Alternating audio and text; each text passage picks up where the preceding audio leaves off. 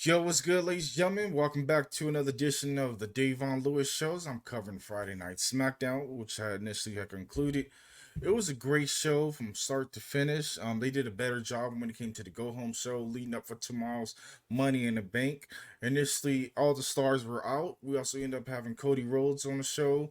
Randy Orton, Kevin Owens had a heartfelt message as well. We ended up having great tag team action in the women's division. We ended up having all the competitors for the Money in the Bank making their appearance initially tonight for the men's and women's division. We also had a Uluji when it came to Solo Sikoa with a nice package that initially topped things off. We also had new WWE World Tag Team Champions when it comes to D.I.Y. But initially, that match was nothing but great spicy sauce just in general. I enjoyed everything initially had transpired in the main event. But let's go ahead and get into this notable show as things initially started off with the initial Money in the Bank. The men's side initially came out. Carmelo Hayes, as well as LA Knight, Jay Uso, they all initially came out, got themselves involved when it comes to speaking their statements in peace. Drew McIntyre was the initial last one that came out, but things initially broke down as initially they all initially had their say when it came to how they initially felt. Things initially broke out when it came to initial brawl, as things initially really picked up when it came to tonight. Jay Uso was red hot. LA Knight got a statement as well. The Yay and Yeet back and forth, where she had Andrade come out. Carmelo initially made his appearance.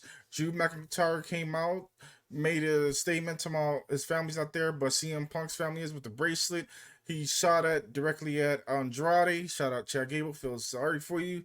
He even shot down at Carmelo, telling he is him, and Carmelo isn't. He even got at LA Knight, got at Jay Uso. Andrade wasn't having it, and initially struck Drew McIntyre, and it started off a true brawl when it came to everything initially happened.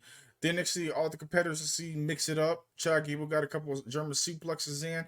Then they got into a battle between the faces of taking out Drew McIntyre and leaving all the heels initially on the outside down in the dust as LA Knight and Jay Uso initially was standing tall when it came to no Luby of everything initially had transpired.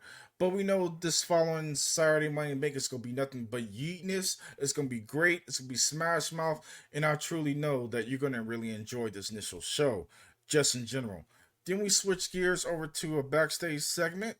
When it came to initially, we ended up having Bailey making her initial gracing her appearance with Jackie Redmond carrying a conversation. We ended up having Chelsea Green, the MVP of leading up towards Money in the Bank, coming out. She talked about initially the Women's World Championship and saying that she's gonna have a tough cast when it comes to Piper Niven. Piper initially ended up putting the beat down when it came to Bailey, leaving her down, lift in her weight. But we know how things are continue to be progress when it comes to these ladies. You know that you're gonna get a great action just in general. So initially the match was initially set for later in the night as things initially continued to be progress when it came to Bailey and Piper Niven. But things initially was good when it came to the women's division.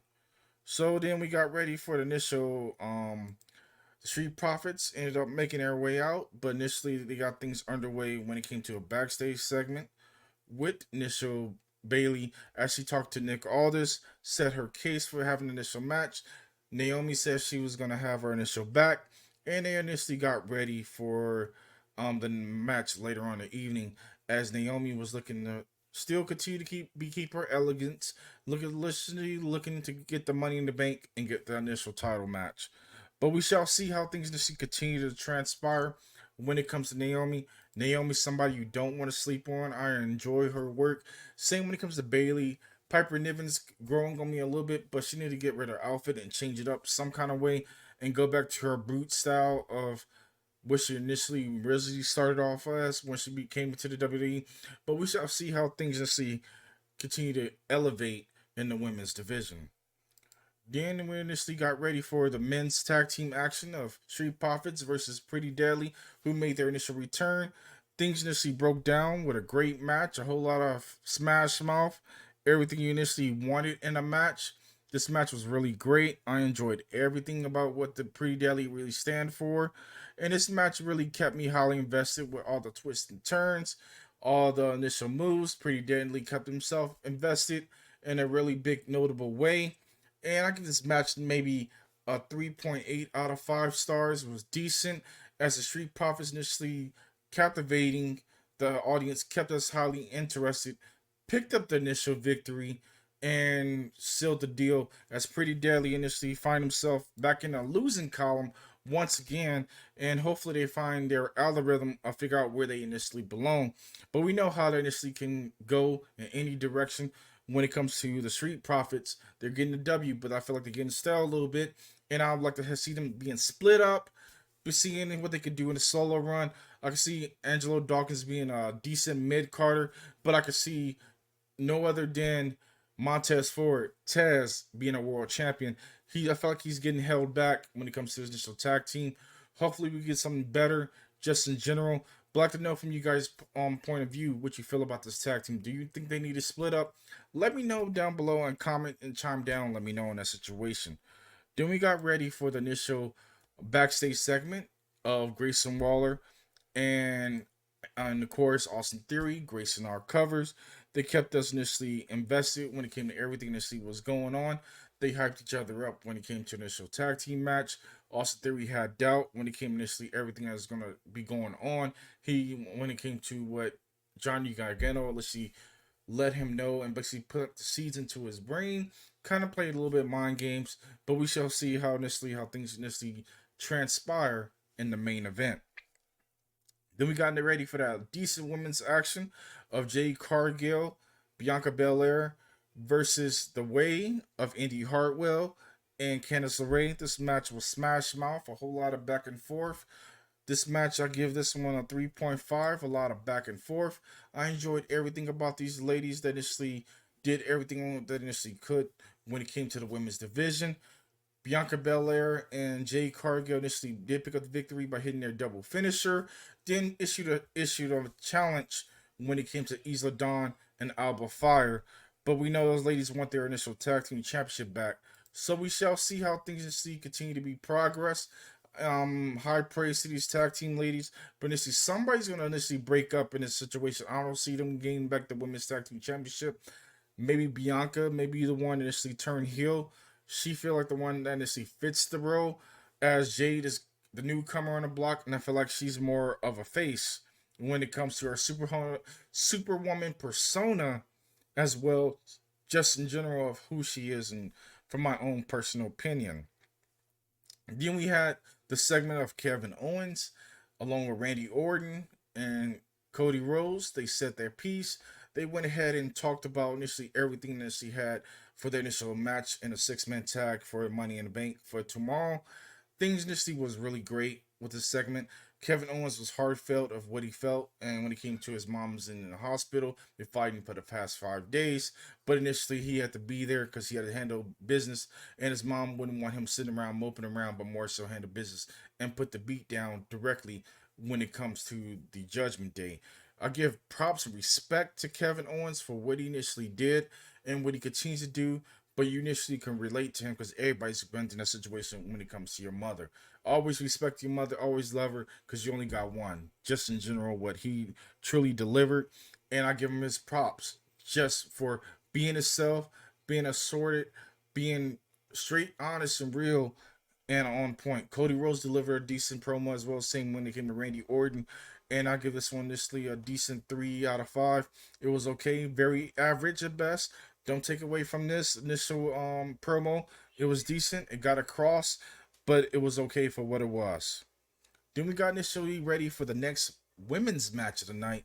We ended up having Tiffany Stratton being involved as well as the other competitors involved in this initial match of Bailey versus Piper Niven. This match was smash mouth when it came to the women's division. This match really was decent. Bailey came out with Naomi, and of course Chelsea Green came out directly with Piper Niven. Things initially broke down in a melee as Bailey was able to pick up the initial victory after the initial brawl was underway, and things really was smashed up when all the Money in the Bank competitors initially ended up getting into an initial brawl, and things initially went south when things initially had transpired. And it was great seeing the initial brawl happen, but the initial ending of the post match happened when we ended up having Nia Jax making her presence felt, took advantage of everything, taking advantage of a prone Bailey and initially standing tall. But Mia and Yam ended up coming out to assist Bailey to run off Nia Jax with a kendo stick and getting valuable respect when it comes to Bailey. Bailey initially continues to be a great heartfelt champion. She continued with her great presence when it comes to this in general. She has so many notable people that actually will be in the wind of winning the championship, including Tiffany Stratton, who actually may be the one to win the Money in the Bank. So she's gonna have her hands full when it comes to that situation, as well as getting ready to battle Queen Nia at SummerSlam, which is gonna be a tough task just in general. Not to mention that situation, we also got all the competitors in the Money in the Bank brawling out. Io Sky's looking to make a statement, as well as Zoe Starks, and as well as Chelsea Green continue to be a true MVP of the women's division. She needs to have a championship soon, sometime in a quickness. She deserves it. She's been doing everything correctly, and I appreciate everything that initially Chelsea Green continues to do each and every single week.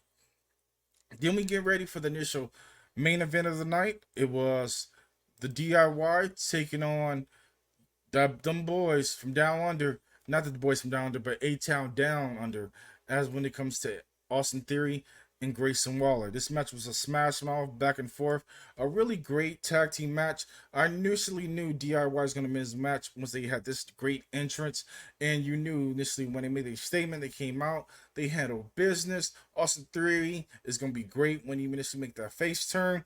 But this match was a whole lot of twist and turn.